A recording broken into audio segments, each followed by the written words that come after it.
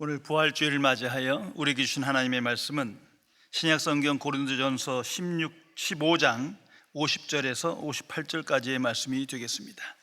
제가 가진 성경으로는 신약성경 284면에 기록되어 있습니다. 284면에 기록된 고린도전서 15장 50절에서 58절까지의 말씀입니다. 이 기록된 계시의 말씀을 봉독하는 중에 살아계신 하나님의 음성을 모두 다 함께 들으실 수 있기를 바랍니다. 하나님의 말씀입니다. 형제들아, 내가 이것을 말하노니 혈과 육은 하나님의 나라를 이어받을 수 없고 또한 썩는 것은 썩지 않을 것을 유업으로 받지 못하느니라. 보라, 내가 너에게 비밀을 말하노니 우리가 다 잠잘 것이 아니요 마지막 나팔의 순식간에 홀연히 다 변화되리니 나팔 소리가 나매 죽은 자들이 썩지 아니할 것으로 다시 살아나고 우리도 변화되리라. 이 썩을 것이 반드시 썩지 아니할 것을 입겠고 이 죽을 것이 죽지 아니함을 입으리로다. 이 썩을 것이 썩지 아니함을 입고 이 죽을 것이 죽지 아니함을 입을 때에는 사망을 삼키고 이기리라고 기록된 말씀이 이루어지리라. 사망아, 너의 승리가 어디 있느냐? 사망아, 네가 쏘는 것이 어디 있느냐? 사망이 쏘는 것은 죄요 죄의 권세는 율법이라. 우리 주 예수 그리스도로 말미암아 우리에게 승리를 주시는 하나님께 감사하노니 그러므로 내 사랑하는 형제들아, 견실하고 흔들리지 말고 항상 주의 일에 더욱 힘쓰는 자들이 되라. 이는 너희 수고가 주 안에서 헛되지 않은 줄 알미라. 아멘. 주일학교 선생님이 부활절을 맞아 아이들에게 작은 상자를 나눠주며 이 안에 생명을 하나씩 담아오라는 숙제를 내주었습니다. 그리고 부활주일 아침 선생님은 아이들의 대답을 기대하며 상자를 하나씩 열어보았습니다. 어떤 아이의 상자에는 나비가 날아올랐고 어떤 아이의 상자 속에서는 꽃이 피었습니다. 다양한 아이들의 상자를 보던 중 한 아이의 상자를 열어본 선생님은 당황했습니다. 왜냐하면 그 상자 안에는 아무것도 들어있지 않았기 때문입니다. 선생님은 다른 친구들보다 지능이 조금 떨어지는 이 아이가 내가 내준 숙제를 잘 이해하지 못했다고 생각을 했습니다. 하지만 빈 상자를 가져온 이유를 설명하는 아이의 말에 선생님은 깜짝 놀랐습니다. 선생님, 저는 이 안에 예수님을 담아 왔어요. 이 상자는 예수님의 무덤이에요. 하지만 예수님은 부활하셨기 때문에 제 상자는 비어 있을 수밖에 없어요. 성도 여러분, 세상의 모든 종교는 무덤을 자랑합니다. 종교 창시자들의 무덤을 자랑하고 나름대로 성인이라 하는 사람들의 무덤을 자랑합니다. 석가모니의 무덤을 자랑하고 마호메트의 무덤을 자랑합니다. 그러나 기독교의 자랑은 빈 무덤입니다. 예수님께서 부활하셨기 때문입니다. 예수님께서 부활하시어 승천하셨기 때문입니다. 이 사실을 항상 기억해야 할 것입니다. 기독교가 전하는 부활신앙은 우리에게 두 가지 변화를 약속하고 나타내 줍니다. 먼저는 사후에 있는 변화입니다. 사후에 있는 부활을 말합니다. 예수 그리스도의 재림 이후에 나타날 부활 생명, 부활의 몸의 변화를 약속하고 나타날 것입니다. 또 다른 변화는 현재적 변화입니다. 부활신앙을 가진 사람은 이 세상에 사나 세상에 속하지 아니한 자로 모든 것이 변화됩니다. 그것을 우린 거듭남이라 합니다. born again, 다시 태어난 겁니다. 성도 여러분, 예수님의 부활은 역사적인 사건입니다. 이걸 잊어서는 안 됩니다. 이건 추상적 진리가 아니고 종교들에서 만나는 신념이나 신앙만의 그런 개념이 아닙니다. 역사적 사건입니다. 또한 이것은 유일한 사건입니다. 어느 종교에도 어느 세상에도 없는 일이에요. 이런 신화는 만들어낼 수도 없어요. 오직 기독교만이 전하는 것입니다. 유일한 사건이에요. 예수 그리스도 안에 나타난 사건이에요. 그리고 이 사건은 계시적 사건입니다. 그 사건 속에 하나님의 은혜와 진리가 충만히 나타나 있다는 것을 알아야 합니다. 복음 진리의 핵심 4가지가 있는데 이것은 모두 예수 그리스도의 사건입니다. 성육신 사건, 십자가 사건, 부활 사건, 그리고 재림 사건입니다. 이 4가지 중 어떤 하나라도 사실이 아니고 추상적이고 조작된 것이라면 기독교는 존재하지 않습니다. 하나님의 복음은 거짓입니다. 아니, 부활을 믿는 자가 하나님을 거짓되게 말하는 거예요. 이것을 알아야 합니다. 부활신앙은 몸의 부활을 믿는 것으로부터 시작됩니다. 이걸 항상 기억하세요. 이 세상 종교에 많은 부활을 말하는 것 같지만 영혼의 부활이요 영혼 불멸을 추상적으로 말하는 것뿐이에요. 몸의 부활은 그 어느 것도 없습니다. 그래서 모든 그리스도인은 사도신경을 고백합니다. 이게 교회의 신앙 고백입니다. 몸이 다시 사는 것과 영원히 사는 것을 믿사옵나이다. 아멘. 죄송합니다만 이름을 대면 알만한 어느 교수님의 이야기를 전해드리겠습니다. 이분은 많은 사람들이 그리스도인 줄 알아요. 또한 이분이 영성에 대한 책을 썼는데 베스트셀러가 됐어요. 기독교 서적으로 알려져 있어요. 그러나 저는 이분을 만나서 오랜 시간 말씀을 나눠봤는데 질문도 해봤는데 이분이요 다 믿는데 몸의 부활을 믿지 않아요. 예수님의 부활 사건을 믿지 않아요. 그냥 추상적인 거예요. 잘 모르겠대요. 성도 여러분, 이분은 그리스도인이 아닙니다. 아무리 성경 지식을 많이 갖고 있고 도덕적인 삶을 살고 많은 영향력을 끼쳤다 하더라도 많은 사람들이 그리스도인이라 칭하고 자기도 그렇게 생각할지 모르지만 거듭난 그리스도인이 아니에요. 이것을 분별해야 합니다. 얼마 전에 한 목사님으로부터 충격적인 얘기를 들었어요. 본인이 가장 아끼는 또 잘 아는 어떤 개척교회 하시는 젊은 목회자인데 이분이 몸의 부활을 안 믿는데요. 예수님의 부활을 사건으로 생각하지 않는 거예요. 그래서 본인 교회는 사도신경을 고백하지 않는데요. 그 마지막이 너무 마음에 안 들어. 믿을 수가 없는 거예요. 몸이 다시 사는 것과 영원히 사는 것을 믿사옵나이다. 이게 믿어지지 않는 거예요. 좋은 신학교 나왔고 열정적이고 겸손하고 인격이 있고 그런 목회자지만 무슨 상관이 있어요? 단지 종교인인 거예요. 오늘날 기독교 안에 이런 사람들이 너무나 많아요. 성도 여러분, 예수님의 부활은 사건입니다. 그 사건 속에 나의 삶과 운명이 약속되어 있는 거예요. 부활신앙은 몸의 부활을 믿는 겁니다. 이걸 잊어서는 안 됩니다. 저명한 신학자인 제임스 패커 목사님이 쓰신 Growing in Christ, 사도신경이라는 제목으로 번역된 책이 있습니다. 이 책에서 예수께서 부활하시지 않았다면 기독교는 성립될 수 없고 기독교는 근본부터 무너질 것이라 하면서 예수의 부활이 기독교의 핵심이 되는 이유를 4가지로 간략하게 설명합니다. 첫째, 그리스도께서 죽으시고 다시 사신 일이 없다면 그리스도인의 믿음도 헛되고 우리도 여전히 죄 가운데 있을 것이다. 둘째, 예수님께서 다시 사시지 않았다면 우리가 다시 살 소망이 없다. 우리도 계속 죽은 상태일 수밖에 없다.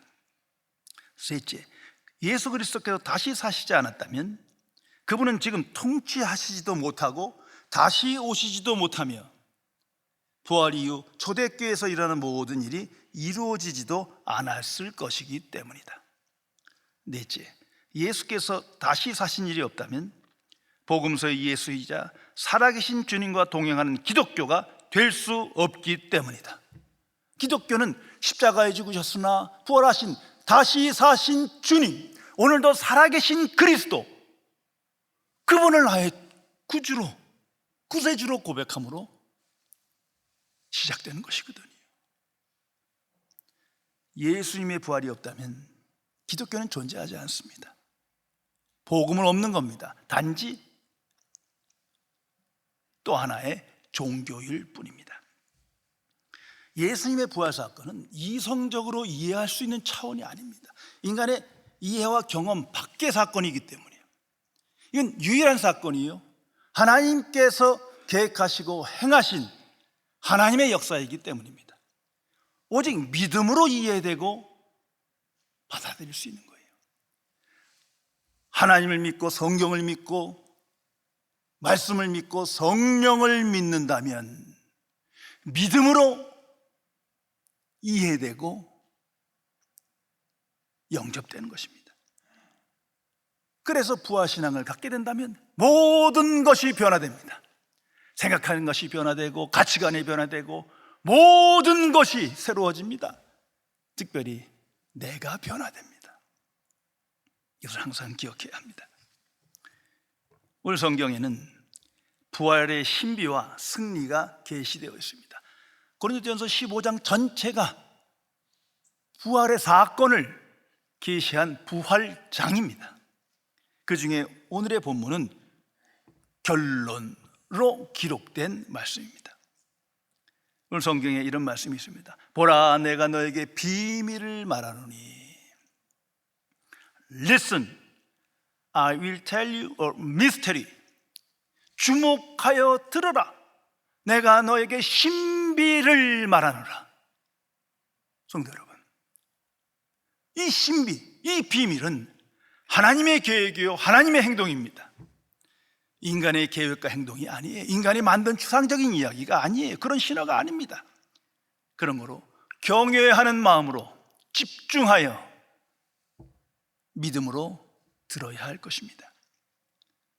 오늘 성경에 이렇게 시작하고 있습니다. 혈과 육은 하나님의 나라를 이어받을 수 없고, 그렇습니다. 육신에 속한 자는, 육신의 생명은 절대 천국에 들어가지 못합니다.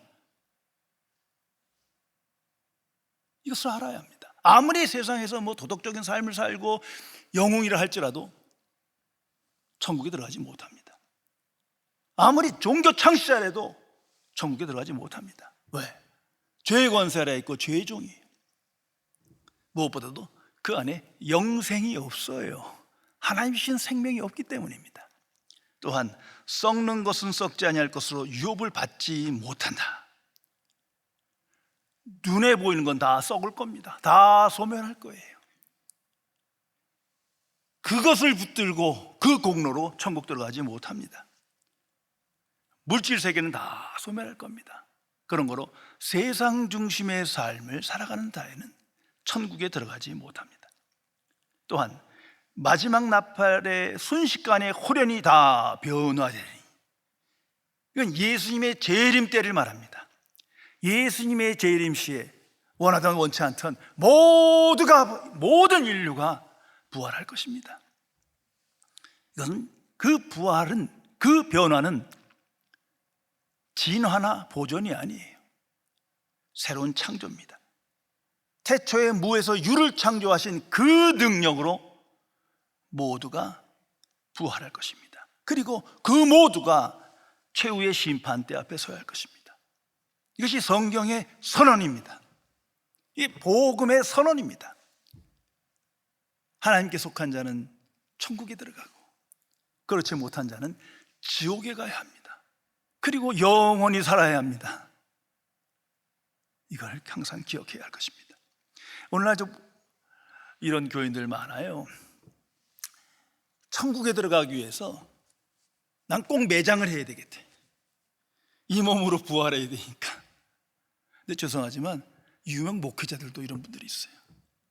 에덴 낙원 일을 하면서 그런 얘기를 들을 때마다 깜짝깜짝 놀라요. 이건 전통에 사로잡힌 거지 이 머리 그 마음속에 복음이 없는 거예요. 부활의 신비를 이해하지 못하는 거예요. 아니 어차피 다 썩고 없어지는 건데 한 100년 150년 지나면 없어지는 거거든요. 소멸되는 건데 이분은 도대체 부활을 무엇으로 생각하나? 성도 여러분,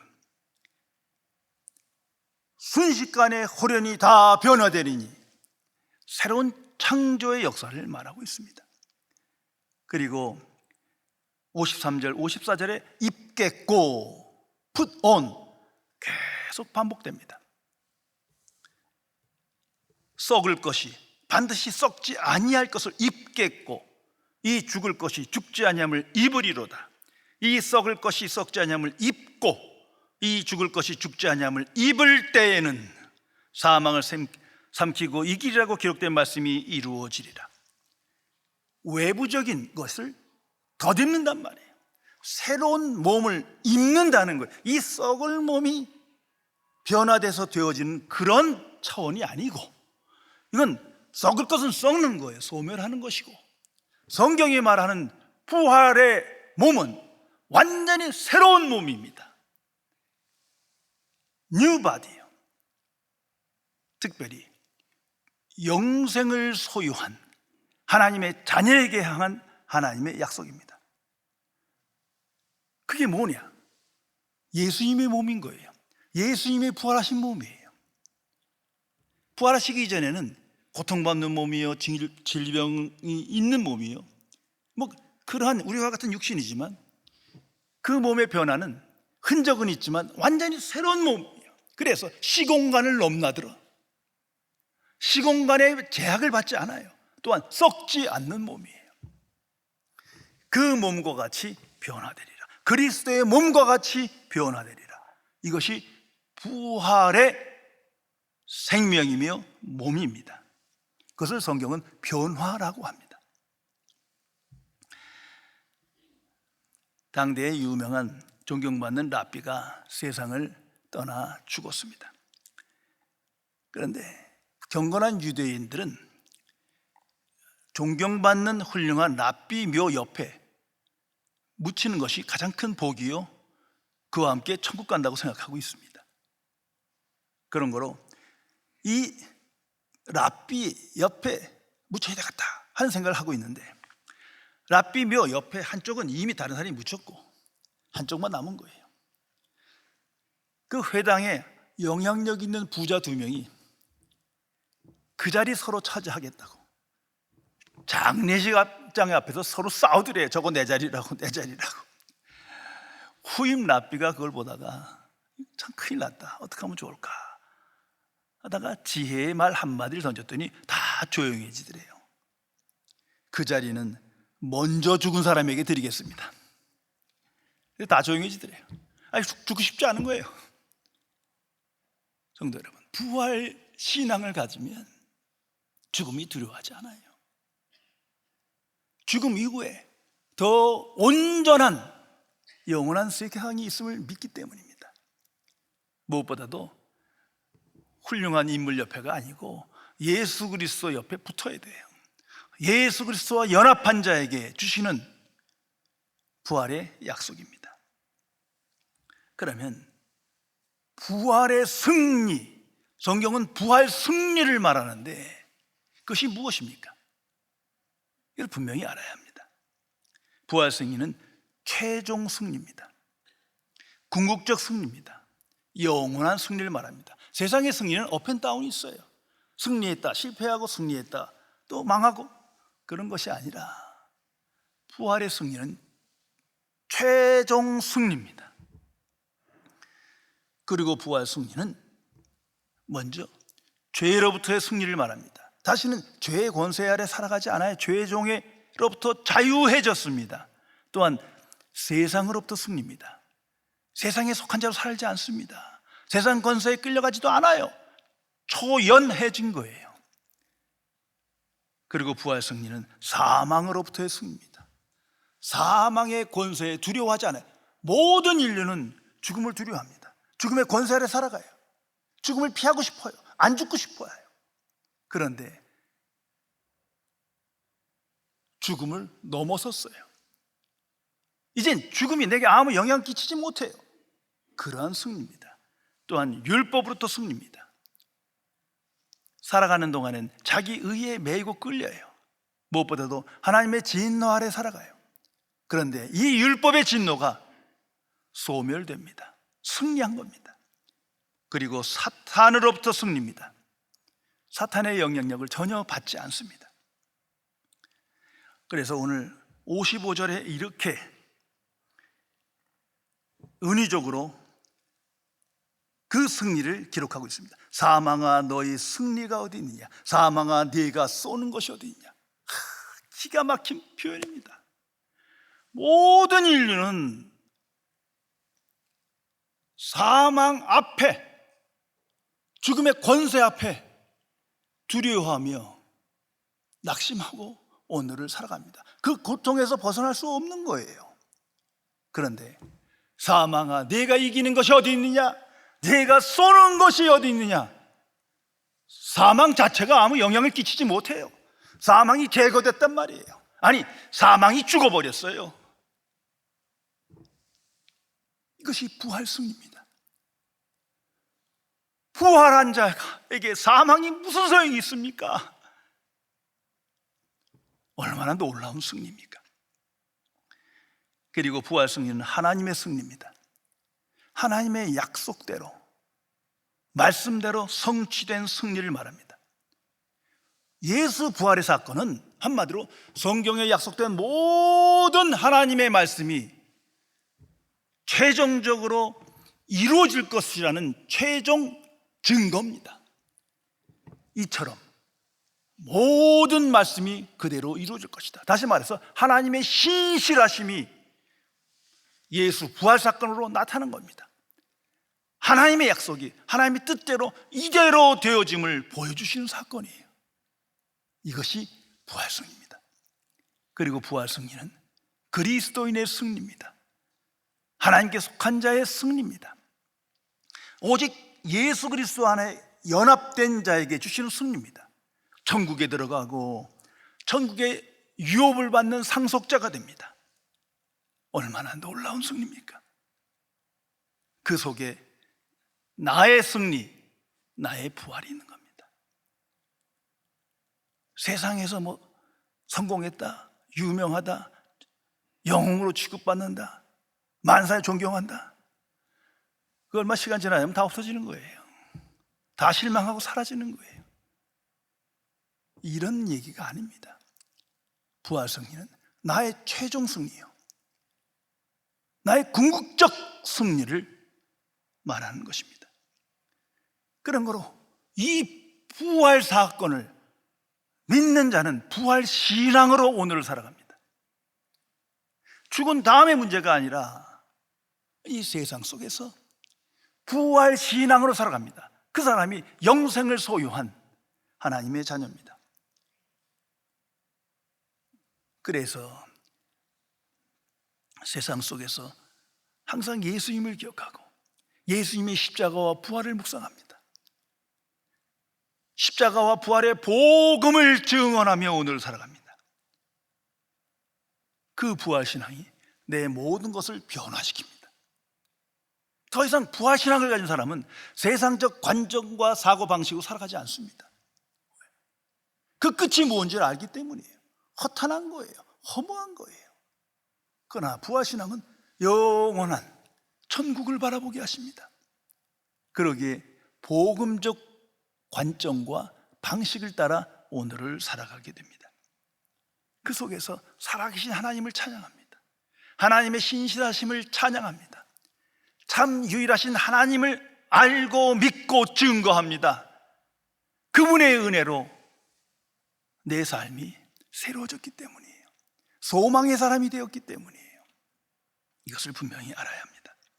그래서 부활신앙을 가진 사람은 살아계신 그리스도, 오직 예수 그리스도와 동행하며 증거하며 오늘을 살아갑니다. 갈라디아서 2장 20절에 사도 바울이 이렇게 고백합니다.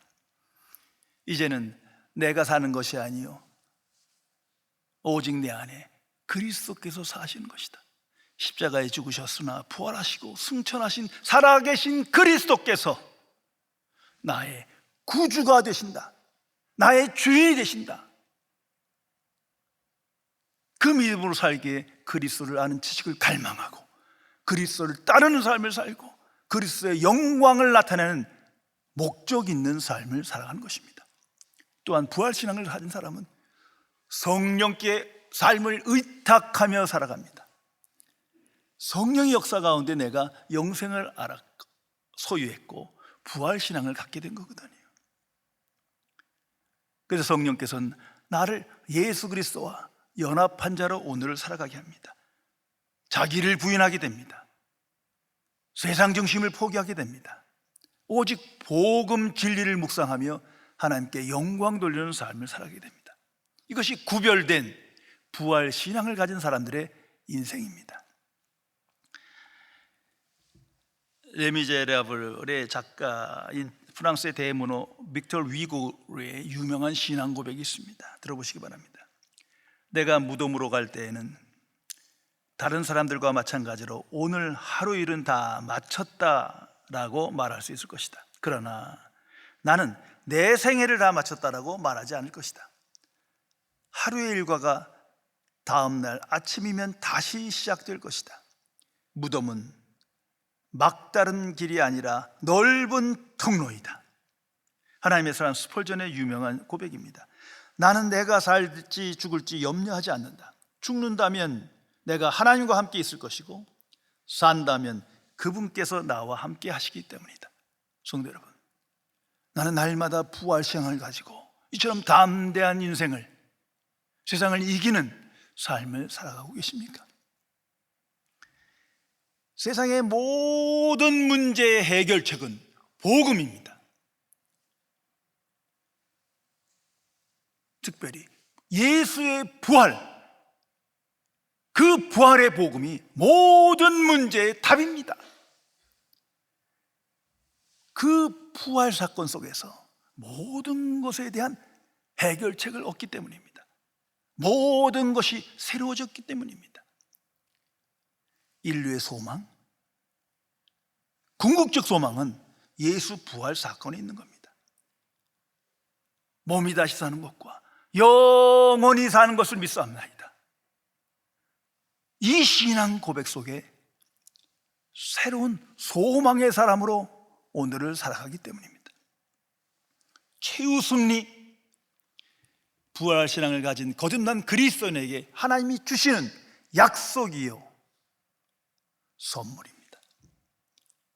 그래서 예수님께서 요한복음 11장 25절 26절에 이렇게 말씀하십니다. 예수께서 이르시되 나는 부활이요 생명이니 나를 믿는 자는 죽어도 살겠고 무릇 살아서 나를 믿는 자는 영원히 죽지 아니하리니 이것을 네가 믿느냐? 기도하시겠습니다. 전지전능하신 은혜 하나님, 육신에 속한 자로 세상적 관점에 제한을 받아 영원한 세계를 바라보지 못하고 살아계신 하나님을 알지 못한 상태에 살아가는 미천한 죄인에게 하나님의 은혜를 듣게 하시고 하나님의 복음을 영접하게 하시어 예수 그리스도 안에서 비로소 영원한 세계를 바라보며 영원한 생명을 소망하며 부활의 소망 가운데 이 시대를 담대하게 살아가게 하심에 진심으로 감사드립니다. 성령이시여, 이 놀라운 복음의 비밀을 깨닫고 영접한 자로 날마다 부활 신앙을 가지고 예수 그리스도 안에 연합하여 그리스도의 영광을 나타내기를 기뻐하며 성령께 삶을 의탁하여 이 땅에서 영생의 삶을 살며 영기도적인 인생을 살아 최후 승리를 향하여 달려가는 모든 주의 사람들에게 복을 내려 주옵소서. 우리 주 예수 그리스도의 이름으로 간절히 기도드리옵나이다. 아멘.